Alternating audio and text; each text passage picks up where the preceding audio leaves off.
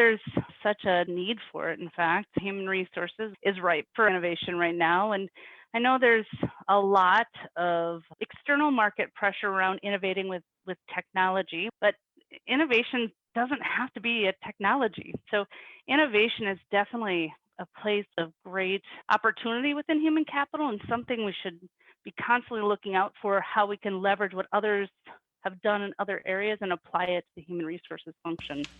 Don't conduct your analysis in isolation because data is so incredibly powerful. Not defending just the tribe, but defending the organization. Those creative people that you really want to keep empowered, keep excited, keep motivated, keep thinking. A good experience pays dividends down the line. Stereotypes tend to break down in proximity. Welcome to We're Only Human, a podcast about human resources, business, technology, and the workplace. My name is Ben Eubanks, your host, and I'm so glad you're here.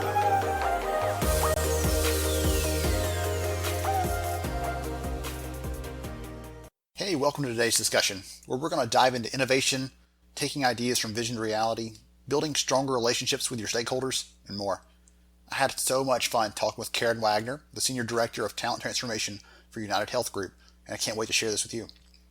This is another chapter of an incredible series here on We're Only Human. Over the next month or two, I'm getting an opportunity to speak with a select group of IBM talent and transformation clients that are leading insightful, innovative HR transformation journeys. You can learn more about this at ibm.biz/talent acquisition. That's ibm.biz/talent acquisition. I'll make sure that link is in the show notes. And if you enjoy this episode, be sure to rate and review it on Apple, Stitcher, Google Play, anywhere you get your podcasts. We're on Spotify now and all the places. Now, if you've ever asked yourself how we can be more innovative within HR, how we can lead that, not just follow, but really drive this with the levers we can pull, the practices we have at hand, this episode is for you. Let's dive in.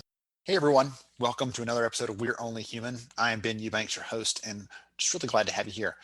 You know, we talk a lot about HR, competitive practices, we talk about other topics, but one thing I'm always a fan of is really digging into innovation. Not just the idea of innovation, but how we make that happen in practical ways. And sometimes, unfortunately, we see that as happening outside of our function. And I'm hoping that today's discussion helps us to shift that thinking where we can originate some of the innovation ourselves. And here to talk about that, among other topics, is Karin from UnitedHealth Group. Karin, welcome to the conversation. Thanks, Ben. Excited to be here and excited to talk to you today. Awesome. Well, I'm thrilled to have you here in our conversation, getting ready for this. You had some great ideas, things to share, and so I can't wait to dive into those. Before we get too deep into the discussion, though, why don't you start us off, tell us who you are and what you do. My name is, as you know, Karin Wagner, and I am the talent transformation leader for UnitedHealth Group, helping transform our talent experience for our organization. When you're not transforming that talent experience, what do you like to do, Karin? When I'm not transforming that talent experience, I love to go sailing with my husband and my small child, as well as do woodworking in my free time, building everything from cutting boards to playground sets. Really? That is so fun. That's really neat. I have a good friend that does the cutting boards and things like that, and it's just an amazing thing. I am not handy at all. That is not my skill set. So I'm always thankful for someone who has that capability to see something where it's not there and they can see it in their head and they can make it come to life. That's so much fun. So really neat. Fun stuff. Right. So besides woodworking, you have some other superpowers that we're actually going to dive into today. I am excited to talk about this discussion broadly of innovation and some of the other things I alluded to at the intro. So just to get our feet wet a little bit, let's talk about innovation because, as I said, we sometimes see that as something that happens to us in the HR function. Someone tells us what to do, or it happens in some other part of the business and we're just business as usual. But I'd love to think that innovation can come within HR, that we can rethink how we're doing things. I'd love for you to put your spin on that. What do you think? What do you think about that? Is that too pie in the sky, or is that reality? Is that possible? Oh, it's so possible. And in fact, such a dearth of need for it. In fact, human capital or human resources, whatever your organization refers to it as, is ripe for actually innovation right now. And I know there's a lot of external market pressure around innovating with technology, which seems like an easy space for people to go into and innovate with technology to drive more process improvement or a better experience or to reduce cost, but innovation doesn't have to be a technology. It can be as simple as learning from other industries or functions what they're doing to drive a better outcome for their particular function. If the marketing team is doing some sort of a process improvement for their function, could that apply to human capital? If the financial services industry has happened upon something that's innovative in how they deliver a particular service, could that work? I mean, professional services firms are structured similar to how human capital is structured in many organizations. Could that be applied? So innovation is definitely a place of great opportunity within human capital, and something we should be constantly looking out for, how we can leverage what others have done in other areas and apply it to the human resources function. So you gave some really interesting examples there, some of them inside the business, watching other functions, some of them outside the business. And I'm curious, do you always have your, for lack of a better term, your innovation radar? Are you always scanning for ideas? Is there a certain, hey, I like to read a couple of different things that help me to stay abreast of this? What is your way of staying in touch with that? Because it feels like that could become overwhelming pretty quickly to be like, okay, is that an idea I need to look at? Or is that an idea over there? They're doing something different than me. Should I think about that? I'm trying to figure out if there's a balance between like always having the floodgates open, or is it just you sift through, you're looking for those diamonds in the rest of the stuff that you're just picking through. I'm curious how you approach that personally. Yeah, so the personal approach my husband hates is I'm always looking for an innovation, whether it's trying to cut 30 seconds off my daily commute or trying to streamline how we load the dishwasher, right? So my mind might be a little bit wired that way, but everybody can be doing this thought pattern of constantly scanning the environment. And you're right, it could be overwhelming because everything can be changed. It's just choosing your moments and choosing the place, being strategic, the overused word of strategic, about where you want to actually make a change, where it drives the greatest value. Constantly looking for innovation is definitely something to help feed the funnel of ideas, if you will. But taking that funnel and winnowing it down is some of the art of how innovation happens in an organization and even in personal lives. So taking all the ideas that are out there, but then putting it through a funnel and trying to figure out what ones are the ones you want to do is some of the art of innovation. That's really intriguing. I love that. So we've talked about how to get ideas, how to look for ideas, how to capture those in some ways. What are the next steps in terms of taking that idea and actually making it come to life? I mean, to the parallel, I talked about woodworking earlier. You said you do that. I'm like, that escapes me because you have to envision something that's not there yet and think about what it takes to make that appear. The same thing applies here. That's a great idea, but then how do we actually start translating those ideas into actions that we can take? So the translation of ideas into action is something where when somebody has a vision in their head and you are maybe somebody who's responsible for translating it into action, or versus when you have the idea yourself and translating it into action are kind of two different things. So if you're in a situation, or I'm in a situation, which I commonly am, where somebody else has a vision for how to accomplish it, a lot of times I start with a lot of why questions, like why are you trying to do it? What are you trying to drive? What's the value at the end of it? What does success look like if you were to accomplish this? What does that taste, touch, feel, look like? What would people be saying, feeling, thinking, or doing when this is successful? So I'm usually at the beginning, when I'm translating somebody else's vision for innovation, asking a lot of questions about what they're trying to accomplish, why they're trying to accomplish it, what benefits and value are they driving from it. And what becomes clear as you start asking those questions is that vision becomes a little bit of your vision. You can start to feel, taste, and touch it too. They've motivated you, inspired you, and you can start to figure out, okay, I can see why their vision is so important.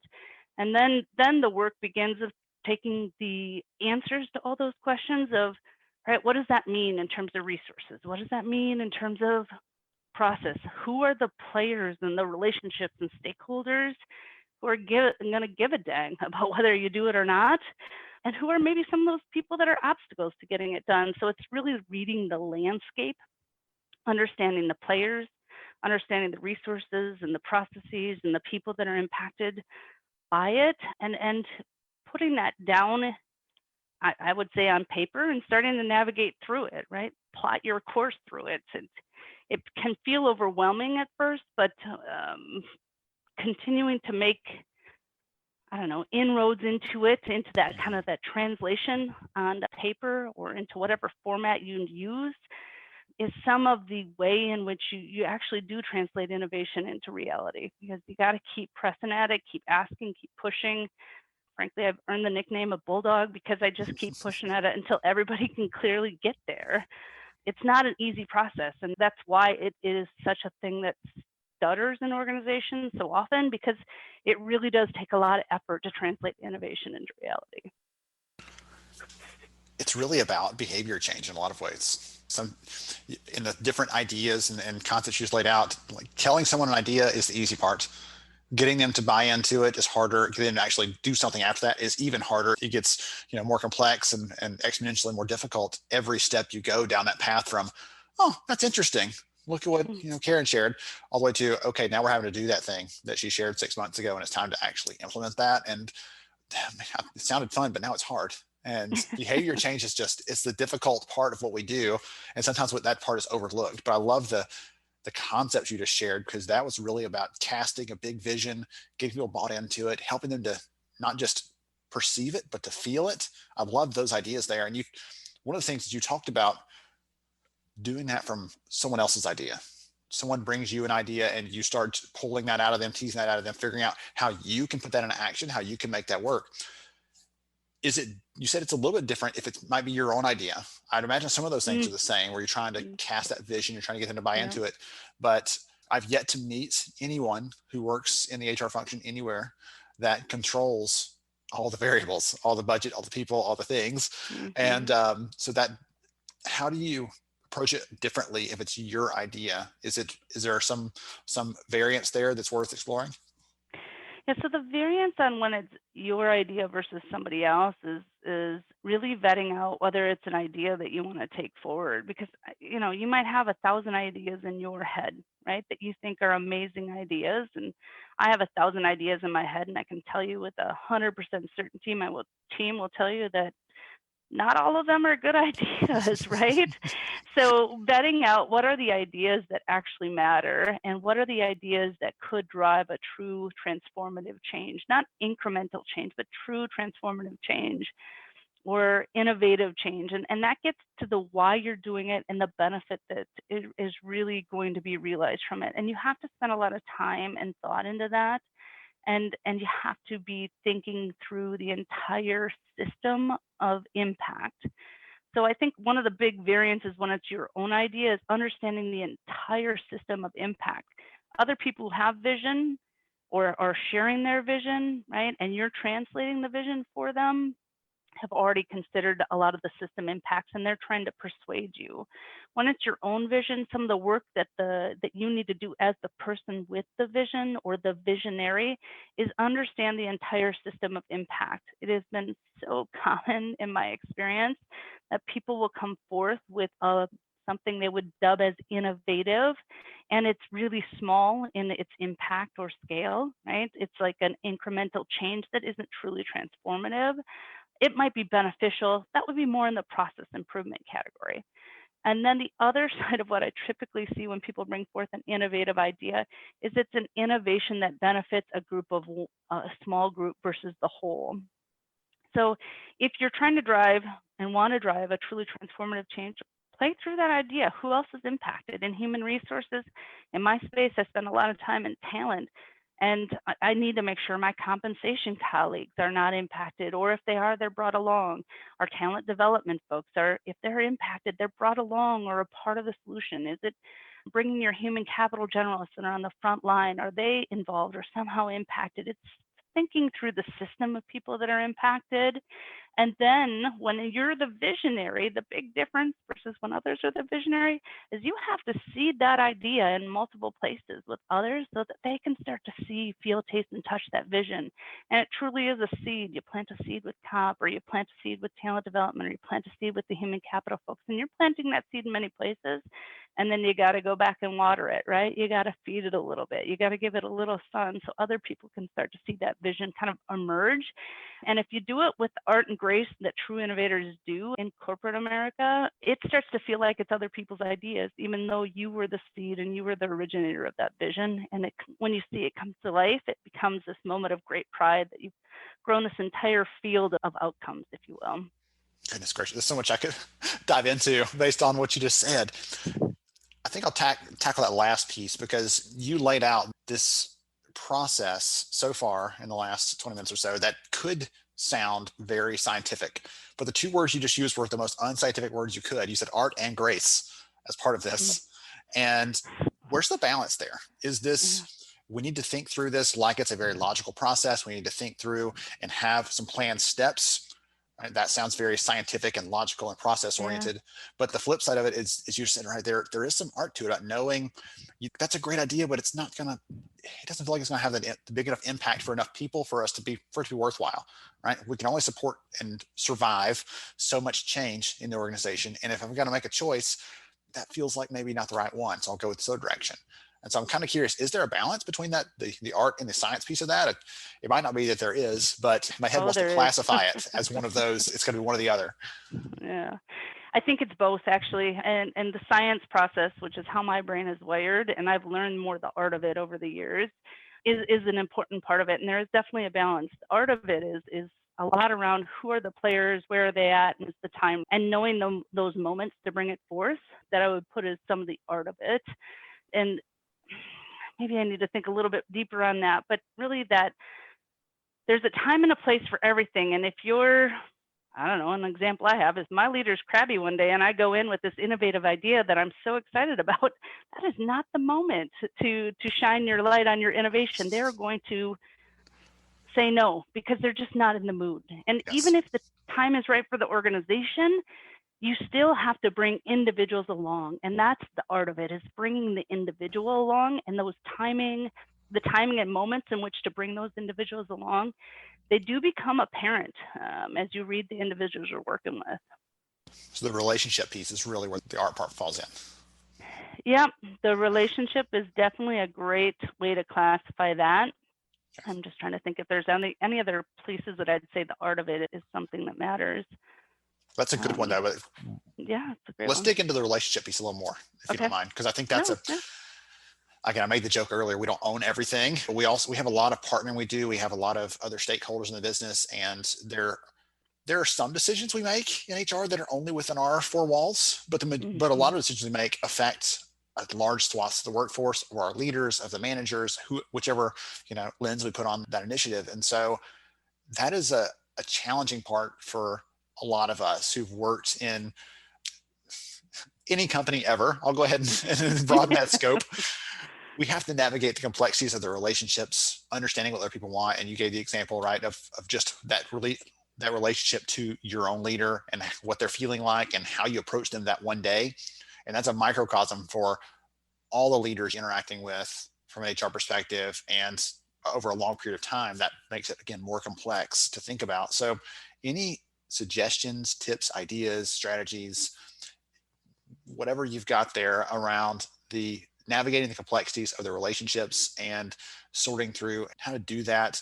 Again, maybe it's more strategically, maybe it's just having a little more of an artful touch, whichever way you want to take that, it doesn't matter, but I'd love to hear some ideas from you on that. Sure. A couple of ideas that come top of mind. Interestingly, many times when we are promoting or trying to influence others to our way of thinking, we use pronouns such as I or me or we.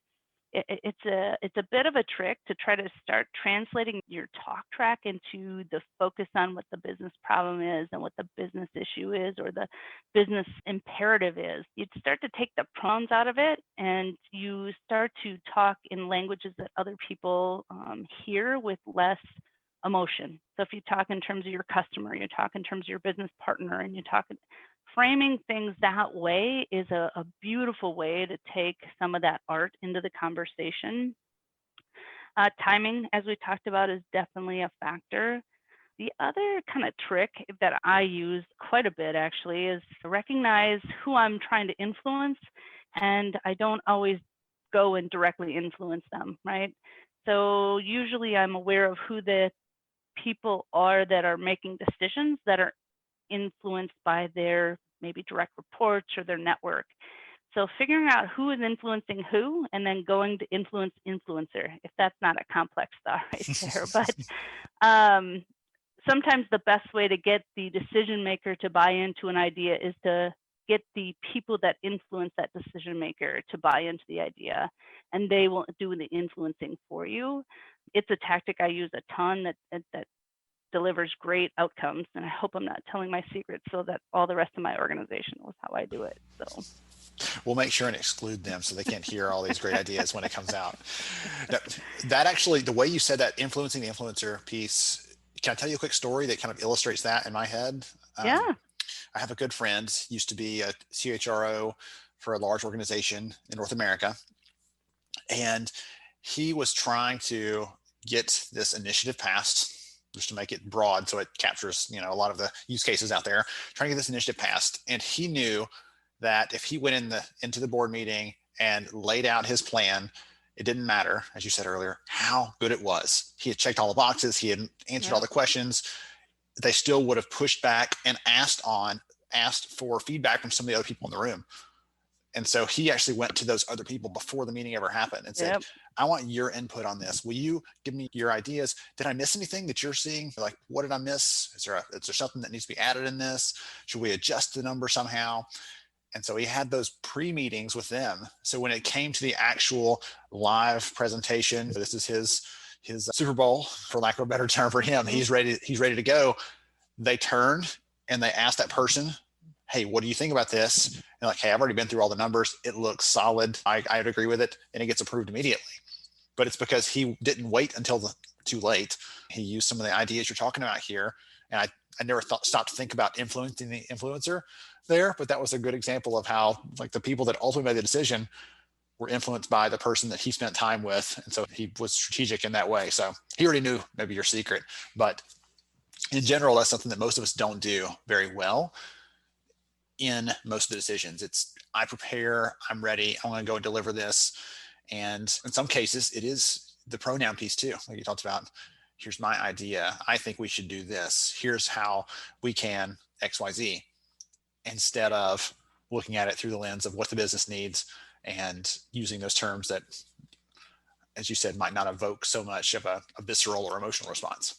No. Well, and the beautiful part about influencing the influencer and going through those conversations, whether it's formal or informal or seeding it wherever you see it or need to seed it, is that oftentimes they'll have an idea or two or some sort of refinement that makes your idea even better. And so you're building something with your colleagues that they have some emotional involvement and some ownership, if you will, in with you. So you're bringing people into your solution. They're seeing the vision along the way. So it's a beautiful combination when you can do that.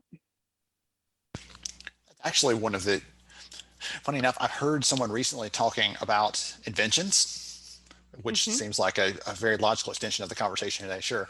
And he said, when I taught someone that's got an invention, this new idea, he said, most people want to be very secretive, keep it under wraps. Like, oh, you want to talk to me? You have to sign a non-disclosure agreement before I'll even show you what it is. And he said, my advice to someone creating something new is go out and tell everybody that you can, because you will start to hear, you're saying, refinement, ideas, you'll get support. People are like, oh, where do I get that? I like it. But if they don't know about it, they can't support it. And so that ties back to you keep saying, seed these ideas, lay them out there, put them out. And when it's time to come and reap what you've sown, there will be opportunities available. But if you've kept it a secret, you've waited till the very end to release it, it's tightly under wraps and no one else knows about it, you can't have anyone else be your supporter. No one else is going to be your ambassador, your champion, if they're kept in the dark the entire time. Yeah, that's so spot on, and I love the direction you're taking the conversation, because it really plays into the other part of innovation, which is not all the ideas are good ones. And so when you go out and socialize it, as you just described, and it's a terrible idea, which they happen, you're going to get feedback and pointing out where something is or is not a great idea, and taking that feedback. I think that's the other art of innovation. You have to listen to what other people are saying to you. If they're telling you it's not going to work for X or Y or Z reason, you have to hear it And you have to understand why they're saying it. And you have to prove that, in fact, whatever it is you're solving with, or the innovation you're bringing, is actually going to solve that problem. And they're not, maybe better said is, many people are not naysaying or being negative on something because they don't want to change. They're being negative on something because they actually see some problems with it. And you have to fix the problem that they're highlighting for you. So that's probably the other part of the art, is actually listening, like really hearing it and not taking it personal when somebody says, oh, your idea is missing X or Y or Z. Yes. There are some people, but they're few and far between, that wake up in the morning. Yeah. Like, how can I tell someone no today? Yeah. How can I rain on their parade? Let's go find something and ruin it for them. In general, people do want it to succeed. They do want others to have an idea that's going to end up being successful. As we're talking about here, some innovation, some change has a degree of pain to it just because it's change in nature. Mm-hmm. But sometimes it's leading to positive outcomes, and people are like, I want to get to that. Even if it's tough, it takes some time, it takes some effort. I want to get to those outcomes, but they're trying to help and provide advice however they can. I love that, man. Goodness. Okay. So I've taken a ton of notes in this conversation. I don't know about everybody else, but I've learned some great ideas and things. As we're wrapping up, do you maybe have a piece of advice or two that you want to reiterate or share, like just in general for someone listening? It's, number one, I want to be Karin when I grow up. And number two, those are, I've loved the ideas. What's the thing I should do first? Is there a suggestion, an idea, a step there that you should pass the audience as we're kind of wrapping up? Again, it could be reiterating something you've said or something else you didn't share, but you've been holding it for the last minute. It does not matter. I'd love to hear from you. What advice you give someone to take that kind of first step?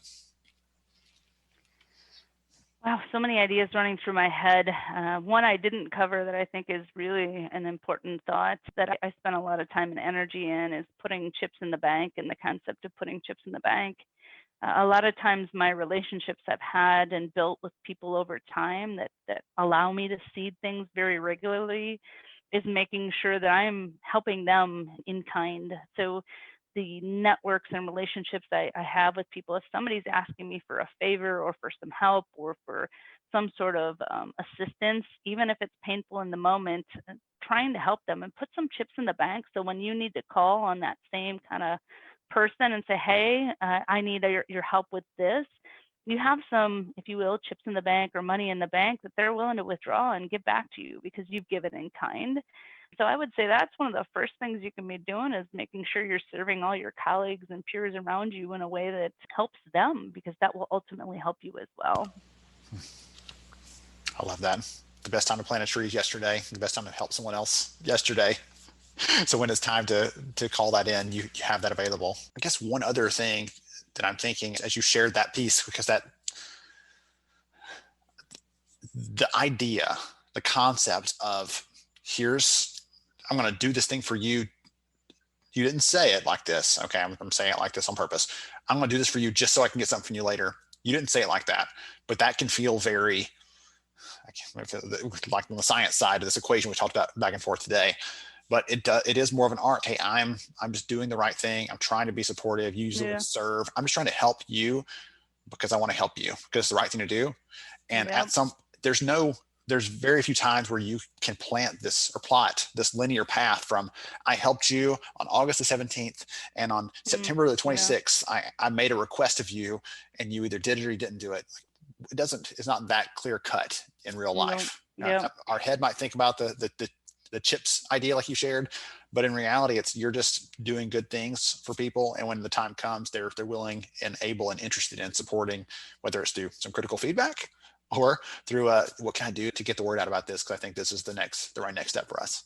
Yeah, you're right. It can seem a little bit self-serving at times that you're serving others because you think you're going to cash in the chips. And man, if that came across that way, that is not my intent at all. Because really, my thought is never to do something to help others in a way in which it serves me back. I mean, they need help, and those chips are in the bank for whatever you need at some point in the future, whether you want them to be there or not. Yeah, serve in the mindset of serving because it's the right thing to do to serve others. And the whole concept of servant leadership, it really surrounds that mindset of just serving others because it's the right thing to do. So. Yeah, that's what I picked up from you. And I guess when I said, this is not what you said, I painted it in this very bleak picture.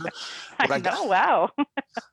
Not calling you out. So I made the joke about planting a tree, but the other thing that came to me was right now, you probably know people, I know people who are out of work right now, and like, they're like, oh, I should be networking. Like, the time to network is not when you need it, it's before you need it. And the same thing is here. Don't start being kind to someone just so they'll do something in return. Be kind to them, serve them, support them, love them. Goodness, you spend a lot of time with them. You work with them. Do those things because you need to, not because you're getting something out of it. And at times there may be other benefits that someone's willing to step up and support you and emotionally invest in your idea, things like that. But it's not cold and calculating. It's just, that creates a better and more positive workplace for everybody when we default to, I just want to help. I just want to support. Exactly. Yeah, no, well said. Very well said. I'm channeling my inner Karin. Yeah. So maybe. No, goodness, who knows? So if someone is, goodness, I won't say if someone's enjoyed this, everyone has enjoyed this conversation. If they want to learn more about your organization, they want to learn more about the work that you do, just connect with you, is there a way to do that? Yeah, you can always check out UnitedHealth Group at our company website. And I'm out fairly often and happy to chat with people via LinkedIn. We're going to get your connections built out there perfectly. Awesome. Karin, I've laughed a lot. You have too. This has been so much fun. I've learned a lot too. This has been just an amazing conversation. I am so thankful to have the opportunity to spend some time with you today, to learn from you. And I know everyone else has appreciated this as well. Thank you. Thank you so much. Well, thank you. And thanks for the time. And I hope it's been helpful for others. I definitely think that it's great to drive innovation in organizations and human capital. And if this has provided the nuggets to do that, I love it. Wonderful. To everybody else, I hope you enjoyed hearing from Karin today. Remember, the links will be in the show notes for the episode. Stay tuned for more We're Only Human. Thank you. Thank you so much for joining me on the show today. I'm honored to have you as a listener. If you enjoyed this episode, please take 10 seconds to rate it at iTunes, Stitcher, or wherever you listen to your podcast. Also, if you know a friend that could benefit from today's conversation, please pass it their way.